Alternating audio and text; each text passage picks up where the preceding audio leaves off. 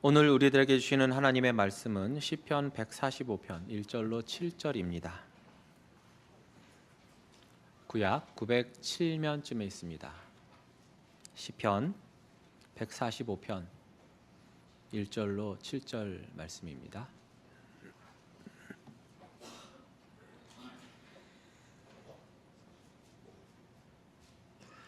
다 찾으셨으면 교독하시고 7절은 함께 읽도록 하겠습니다.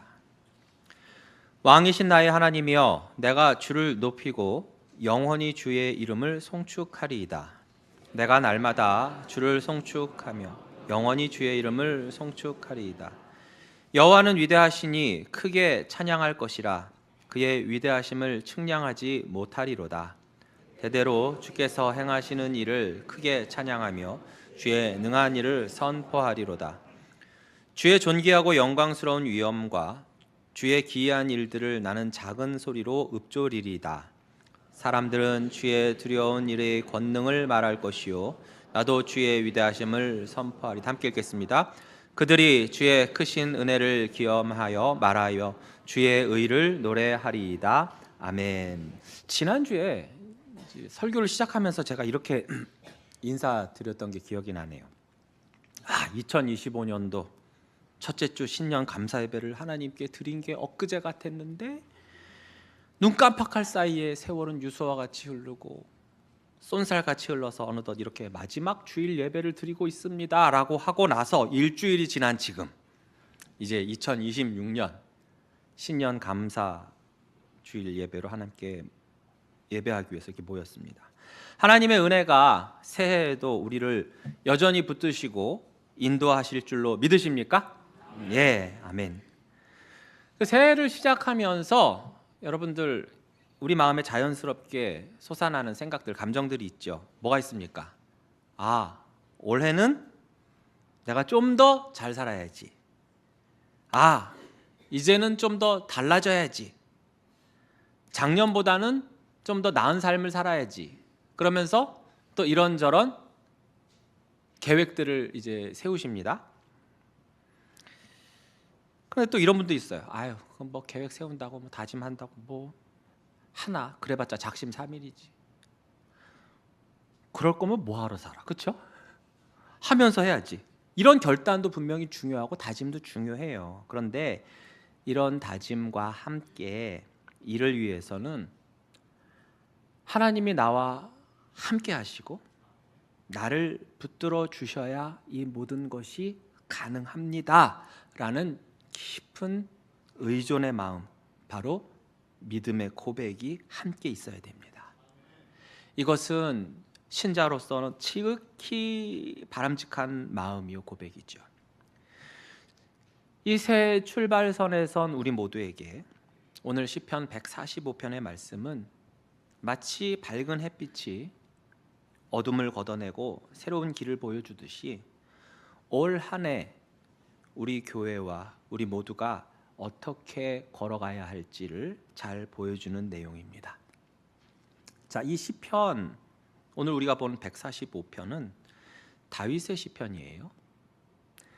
다윗은 오늘 이 찬양을 통해서 우리에게 새해에 그저 막연하고 거창한 계획표나 허무맹랑한 어떤 목표로 시작할 것이 아니라 먼저 하나님을 향한 찬양의 고백으로 이 한 해를 시작할 것을 권면하고 있습니다.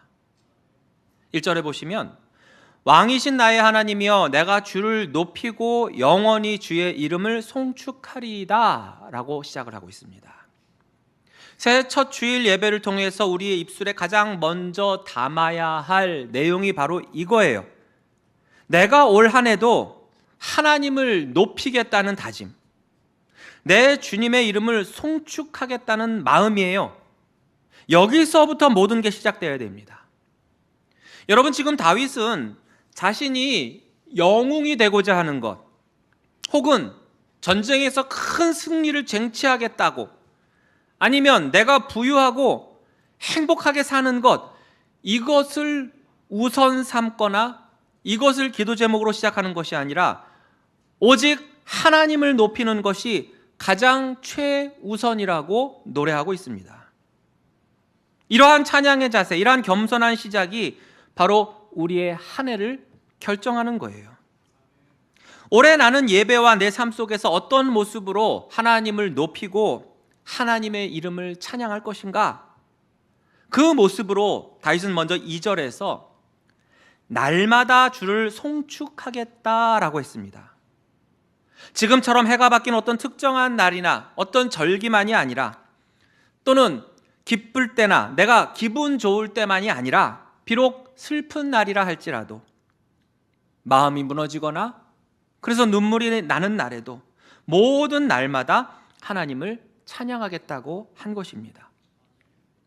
내 기분, 내 감정, 내 분위기, 내가 처한 환경에 따라 찬양을 했다가 말았다가, 했다가 끊었다가, 그런 게 아니라, 또한 감정에 휘둘려서 삽시간에 달아오르는, 끓어오르는 양은 냄비같이 호로록 끓어오르는 그런 다짐이나 찬양이 아니라는 거예요. 날마다 꾸준히 우리가 마치 숨을 쉬듯이 말이죠. 주님을 바라보는 우리들의 하루하루의 태도를 말하고 있습니다. 그리고 이 하루하루가 모이고 쌓여 인생 전체가 되고 영원히가 되는 것입니다. 실제 우리가 시편을 보면 다윗이 굉장히 좋은 상황, 기쁜 상황에서 하나님을 찬양하는 내용도 물론 있지만, 너무나 절망적이고 또 슬픔에 처할 때도 그는 어떻게든 하나님을 찾으며 노래하려고 했던 것을 보지 않습니까? 시편 22편 1절 2절 보세요. 내 하나님이여, 내 하나님이여, 어찌 나를 버리셨나이까? 어찌 나를 멀리하여 돕지 아니하시오며 내 신음소리를 듣지 아니하시나이까? 내 하나님이여, 내가 낮에도 부르짖고 밤에도 잠잠하지 아니오나 응답하지 아니하시나이다. 너무나 곤고하고 어려운 상황 속에서도 다윗이 어떻게 했다는 거예요? 낮에도 찬양하고 밤에도 부르짖었다는 겁니다.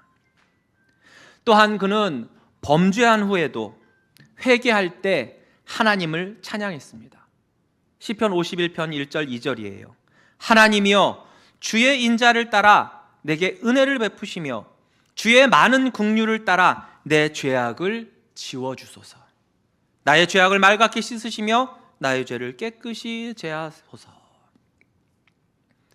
그는 원수에게 쫓겨다닐 때조차도 하나님을 찾으며 찬양을 했습니다.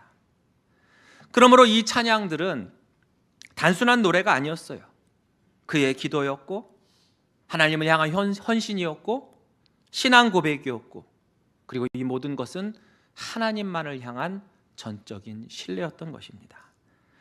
사랑하는 성도 여러분, 우리가 새해를 시작하면서 우리 모두가, 우리 교회가 하나님께 드릴 수 있는 가장 귀한 헌신이 무엇일까요?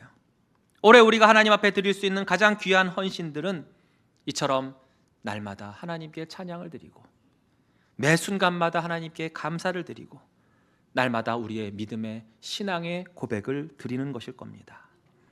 지금 우리 교회를 향해 하나님 주신 말씀도 바로 그거예요. 어떤 대단한 일을 하는 교회보다 날마다 조금씩 믿음으로 걸어가는 교회, 어떤 특별한 날만 찬양을 하고 특정한 날만 움직이며 행사하는 교회가 아니라 매일매일의 삶 속에서 때론 작아 보이기도 하고 일상적이기도 하고 소소한 것 같은 상황에서도 늘 하나님께서 부어주시는 그 은혜에 감사하며 찬양할 수 있는 교회, 이러한 교회를 통해서 하나님은 새해에도 놀라운 일을 우리에게 이루어 주실 줄로 믿습니다. 날마다 매일매일.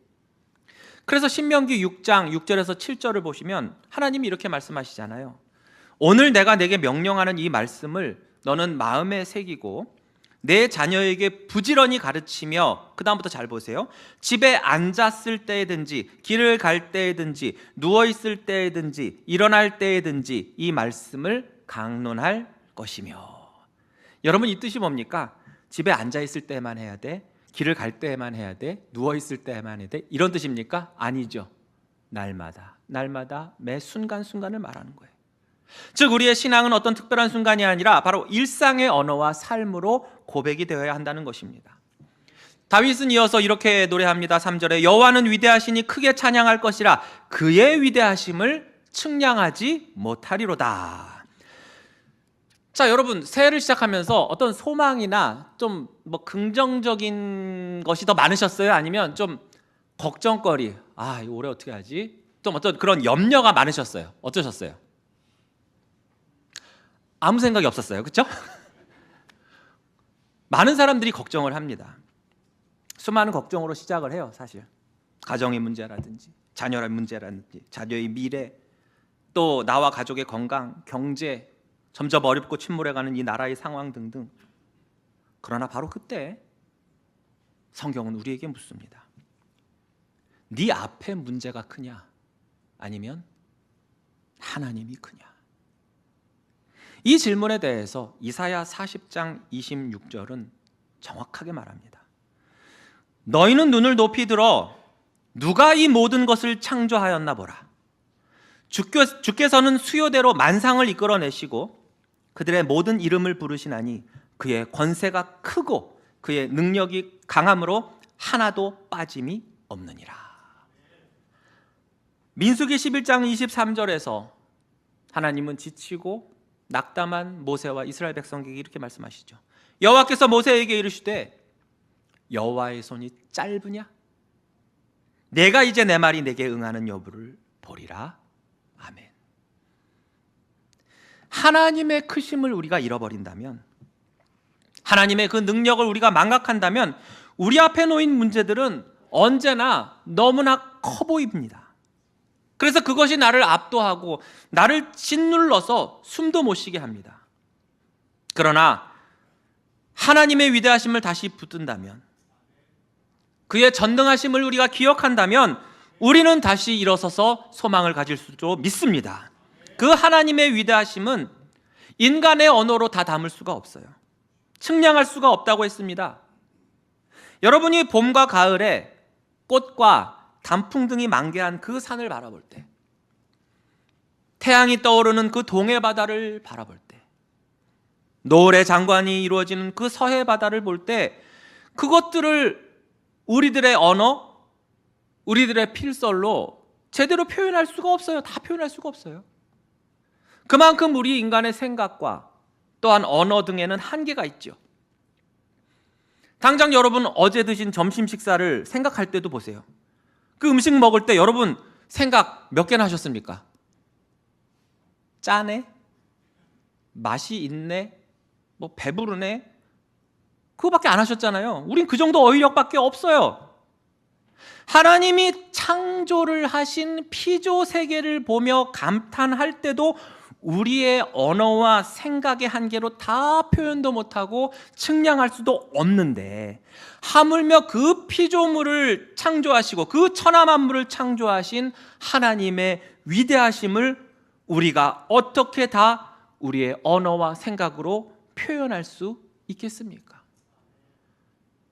오죽하면 욥기 마지막 뒷부분에 가서 뭐라고 그래요? 나 그냥 입 닫겠다고 그러잖아요. 하나님이 임재하시니까 난 그냥 앞에서 세 친구들은 주저리 이런 말 저런 말 하는데 정작 하나님 나타나시니까 욥 어떻게 합니까? 나 이제 입 닫겠습니다. 말 못하겠습니다.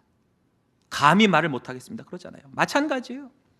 우리가 세상을 살아가면서 올 한 해도 마주해야 할 많은 문제들은 때론 너무나도 크고 때론 잘 설명되지도 않고 때로는 도저히 감당할 수 없는 것 같은 것들이 너무나 많아요. 하지만 오늘 시편은 우리에게 말씀합니다. 우리가 섬기고 우리가 경외하고 예배하는 그 하나님은 측량할 수 없을 만큼 크신 분이라고 말이죠. 우리가 새해를 이렇게 시작할 수 있는 이유, 다시 소망을 품을 수 있는 이유가 바로 여기에 있는 것입니다. 내 앞에 있는 현실이 큰 게 아니라, 이 세상이 큰 게 아니라 바로 하나님이 얼마나 크신지 그 크심을 보라는 것입니다. 하나님의 위대하심과 행하심을 보라는 거예요. 새해 더욱 하나님의 그 위대하심과 나와 내 가정과 교회의 행하심을 여러분 믿음으로 바라보시기 바랍니다. 이어서 오늘 본문의 중심, 바로 새해 첫 주일에 하나님이 우리 교회에서 주시는 말씀이에요. 4절입니다. 대대로 주께서 행하시는 일을 크게 찬양하며 주의 능한 일을 선포하리로다. 성도 여러분, 이것이 오늘 설교의 주제이자 하나님이 우리 교회에 주시는 새해의 그림이에요. 즉 올해 표어입니다. 세대를 잇는 사랑, 함께 걸으며 복음을 선포하는 교회. 여러분, 작년 표어가 무엇인지 혹시 아시는 분 계십니까? 기대는 별로 안 하는데 작년 표어가 뭔지 혹시 아시는 분? 예배를 예배되게 교회를 교회되게 하신 분도 있고, 교회를 교회되게 예배를 예배되게 하신 분도 있고, 교회를 예배되게 예배를 교회되게 하신 분도 있고 교회를 교회되게 예배를 예배되게 했어요. 자, 그럼 올해 표 우리 같이 한번 따라해 볼게요. 자막 띄워주시고, 자, 세대를 잇는 사랑, 함께 걸으며 복음을 선포하는 교회. 예, 자, 다윗은 이 부분에서 대대로라는 단어를 사용해요.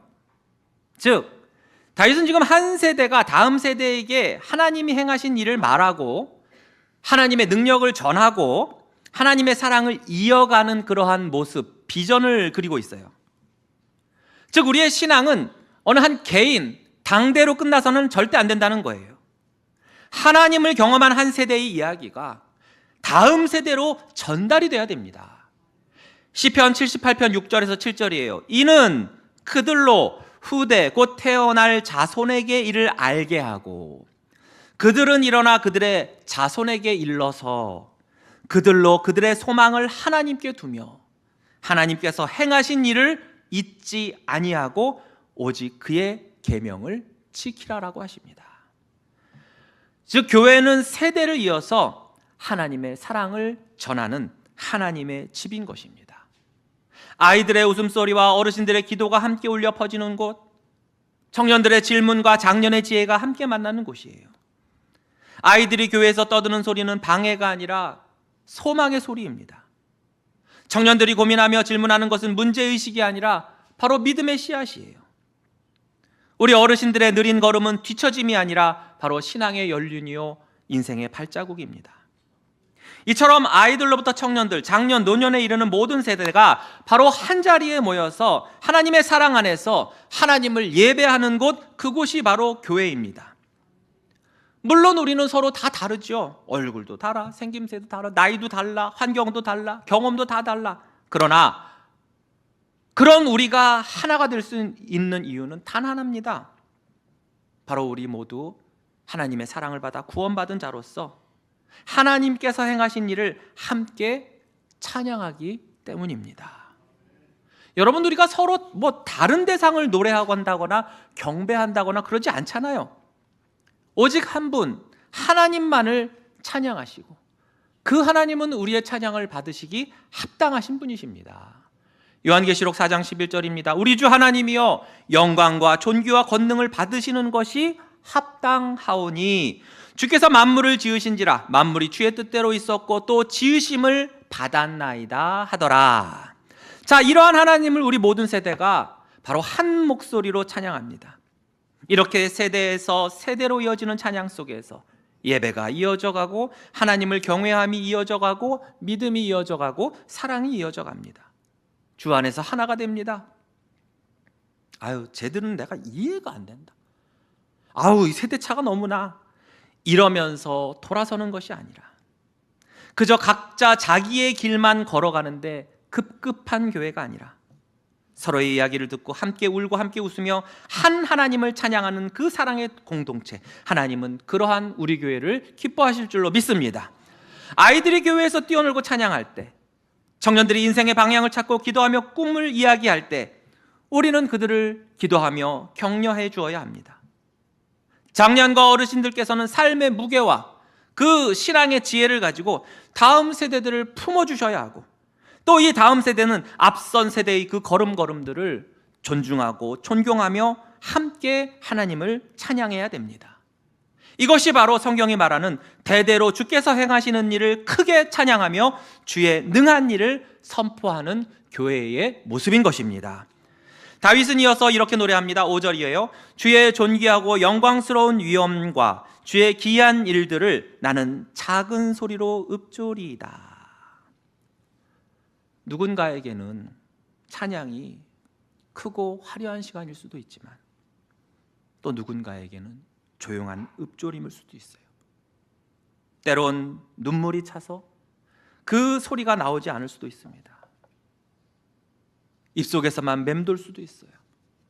입 밖으로 터져 나오지 않을 수도 있어요. 그러나 하나님은 그것이 큰 소리가 되었든 작은 소리가 되었든 우리의 진심 어린 찬양을 귀하게 받으십니다. 때론 어느 어머니가 자녀의 잠든 얼굴을 보며 찬송하며 기도하는 그 모습, 한 어르신이 새벽마다 올리는 그 짧은 탄식의 소리, 어느 한 청년이 방 한구석에서 흘리는 그 눈물의 찬양, 세대가 서로 다르고 지나온 삶의 색깔이 다 다를지라도, 또한 그것이 조용한 고백일지라도 우리의 찬양은 늘 같은 방향을 향해야 됩니다. 우리 하나님이 얼마나 존귀하시고 아름다우시고 영광스럽고 놀라우신 분인지를, 바로 그분께서 나와 내 가정과 교회를 붙드실 것이라고 고백하는 것입니다. 그런데 다윗은 여기에서만 멈추지 않습니다. 우리가 조용히 읊조리는 그 하나님의 위대하심까지도 결국에는 온 공동체로 울려 퍼질 것이라고 해요. 6절입니다. 사람들은 주의 두려운 일의 권능을 말할 것이요 나도 주의 위대하심을 선포하리이다.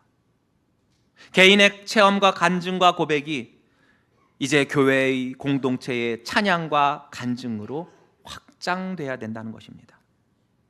가정에서 드린 작은 기도가 퍼져서 우리 교회 전체의 기도가 되고, 마음속 깊은 곳에서 체험한 하나님의 은혜가 이제 세대를 아우르는 신앙의 이야기로 퍼져나가야 됩니다. 그것이 바로 신앙의 전승이요 믿음의 유산이 되는 것입니다.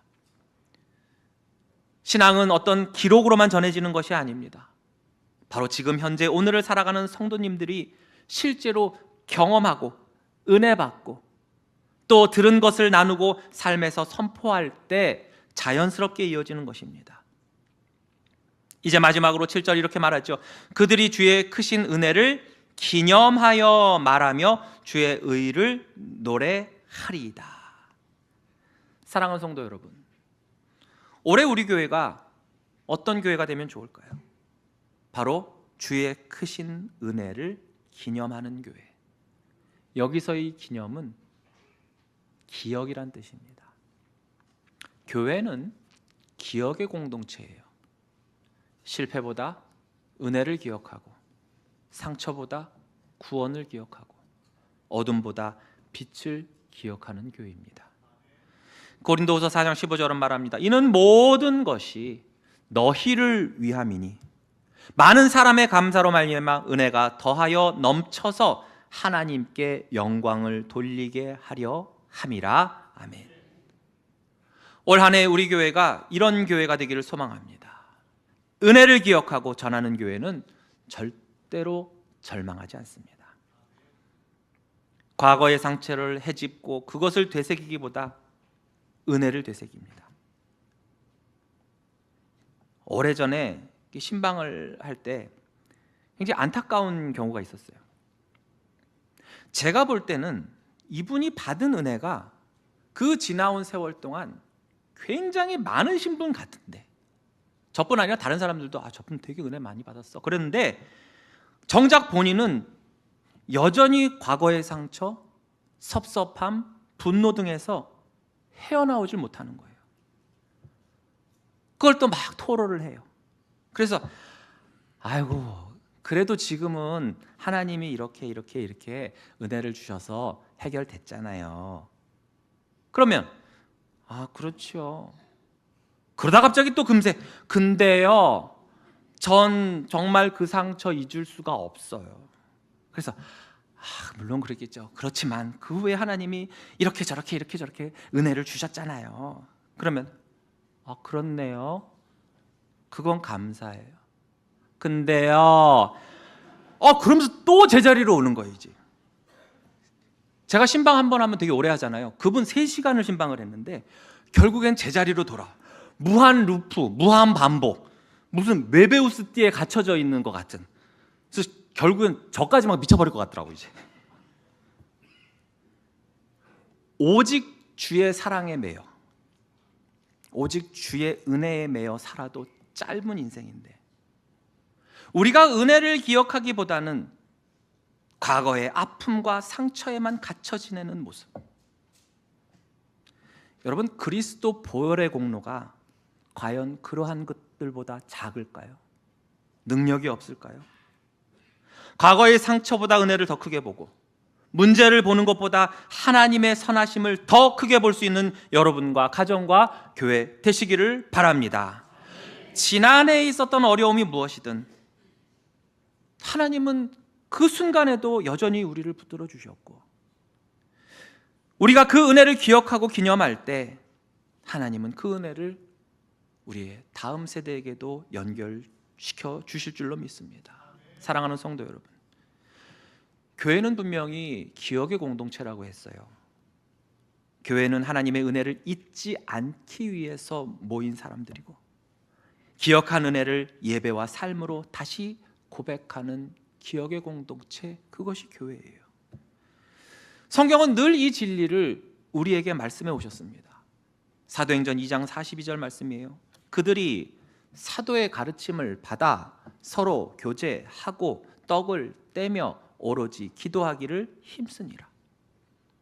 즉, 교회라는 곳은 사도의 가르침, 즉 복음을 받아 기억하고 서로 교제하고, 즉 사랑으로 이어가고, 떡을 땜 곧 그리스도의 죽으심을 기억하며 기도 곧 하나님의 은혜를 붙드는 공동체라는 것입니다. 고린도전서 11장 24절에서 25절이에요.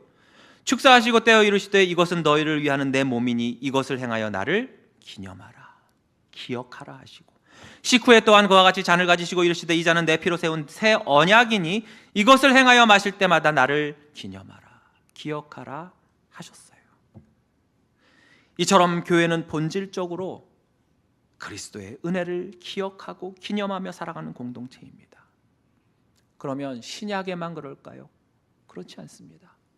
구약의 광야교회라고 다를 리가 없지요. 신명기 8장 2절입니다. 내 하나님 여호와께서 이 40년 동안에 내게 광야길을 걷게 하신 것을 기억하라, 기념하라. 이는 너를 낮추시며 너를 시험하사 내 마음이 어떠한지 그 명령을 지키는지 지키지 않는지 알려 하심이라.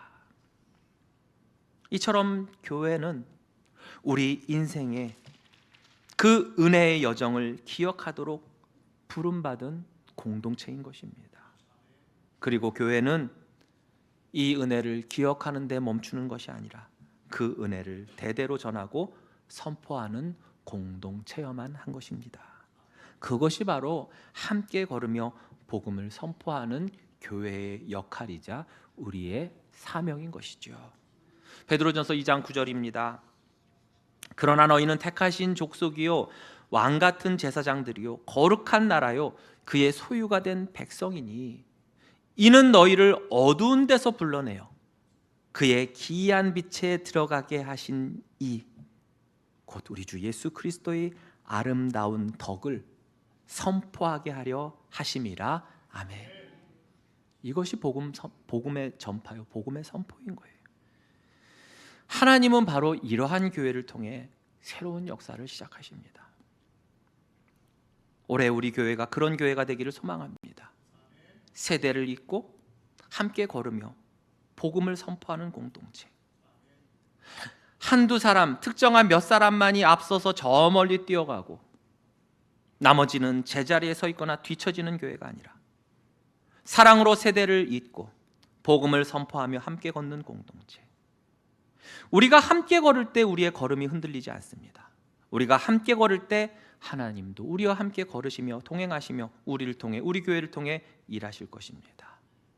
올 한 해도 우리가 서로의 손을 잡아주고 서로의 이야기를 들어주며 서로의 신앙과 믿음의 고백을 나누면서 한 세대가 다음 세대에게 하나님의 사랑과 선하심을 노래하는 교회, 그 사랑과 선하심을 또한 널리 전파하는 복음의 교회. 그래서 우리 천호교회가 올 한 해 세대를 잇는 사랑, 함께 걸으며 복음을 선포하는 교회가 될 수 있기를 주님의 이름으로 축복합니다.